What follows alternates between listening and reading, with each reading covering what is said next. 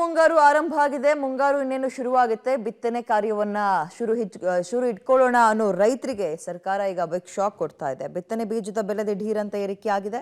ರೈತ ಕಂಗಾಲಾಗಿದ್ದಾನೆ. ಕಳೆದ ವರ್ಷಕ್ಕೆ ಹೋಲಿಕೆ ಮಾಡಿದ್ರೆ ಇದೀಗ ಶೇಕಡ 50ರಿಂದ 60ರಷ್ಟು ಬಿತ್ತನೆ ಬೀಜದ ಬೆಲೆ ಏರಿಕೆಯಾಗಿದೆ. ಕೃಷಿ ಇಲಾಖೆ ಕೊಡೋ ರಿಯಾಯಿತಿ ದರದ ಬಿತ್ತನೆ ಬೀಜಗಳ ದರದಲ್ಲಿ ಹೆಚ್ಚಳ ಆಗಿರೋದ್ರಿಂದ ಸಹಜವಾಗಿ ಮಾರುಕಟ್ಟೆಯಲ್ಲೂ ಬಿತ್ತನೆ ಬೀಜಗಳ ದರ ಹೆಚ್ಚಳ ಆಗಿದೆ.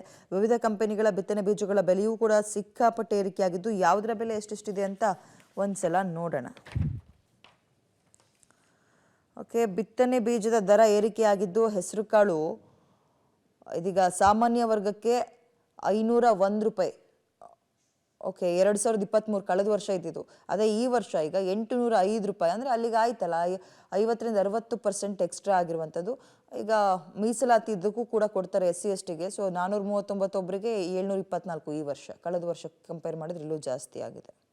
ಇನ್ನು ಬರಗಾಲದಿಂದ ಬೀಜೋತ್ಪಾದನೆ ಕುಂಠಿತವಾದ ಕಾರಣ ದರ ಹೆಚ್ಚಳ ಆಗಿದೆ ಅಂತ ಇದೀಗ ಸಿಎಂ ಕಚೇರಿಯಿಂದ ಸಿಗ್ತಾ ಇರುವಂತಹ ಮಾಹಿತಿ. ರಾಜ್ಯದಲ್ಲಿ ವಿವಿಧ ಬೆಳೆಗಳ ಬಿತ್ತನೆ ಬೀಜಗಳಲ್ಲಿನ ದರ ವ್ಯತ್ಯಾಸ 2023ರ ಹೋಲಿಕೆಯಲ್ಲಿ ಈ ಬಾರಿ ಗರಿಷ್ಠ ಶೇಕಡ 48ರಷ್ಟು ಹೆಚ್ಚಾಗಿದೆ. ಆದಾಗ್ಯೂ ನೆರೆಯ ರಾಜ್ಯಗಳ ಹೋಲಿಕೆಯಲ್ಲಿ ಬಿತ್ತನೆ ಬೀಜಗಳ ದರ ರಾಜ್ಯದಲ್ಲಿ ಕಂಪೇರ್ ಮಾಡಿದ್ರೆ ಬೇರೆಯವರಿಗೆ ನಮ್ಮಲ್ಲಿ ಕಡಿಮೆ ಅಂತ ಇದ್ದಾರೆ. ಸಿಎಂ ಪ್ರಕಟಣೆಯಲ್ಲಿ ತಿಳಿಸಿರುವಂಥದ್ದು ಗಮನಿಸ್ತಾ ಇದ್ದೀರಿ. ಕೃಷಿ ಸಚಿವರಂತೂ ಇದು ತಮ್ಮ ವ್ಯಾಪ್ತಿಗೆ ಬರಲ್ಲ, ಆಹಾರ ಧಾನ್ಯಗಳ ಬೆಲೆ ನಿಗದಿ ಕೇಂದ್ರ ಸರ್ಕಾರದ ವ್ಯಾಪ್ತಿಗೆ ಬರುತ್ತೆ ಅಂತ ಅವರು ತುಂಬ ಚೆನ್ನಾಗಿ ಎಸ್ಕೇಪ್ ಆಗಿದ್ದಾರೆ.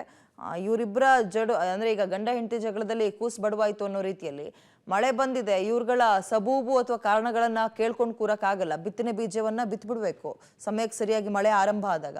ಪಾಪ ರೈತರಿಗೆ ಈ ಕಡೆ ಇದೊಂದು ರೀತಿ ಬಿಸಿ ತುಪ್ಪ, ಈ ಕಡೆ ಕೊಂಡ್ಕೊಳ್ಳೋಕ್ಕೂ ದರ ಹೆಚ್ಚಾಗ್ತಾ ಇದೆ, ಬಿಡೋ ಹಾಗೂ ಇಲ್ಲ ಅಂತ ಪರಿಸ್ಥಿತಿ.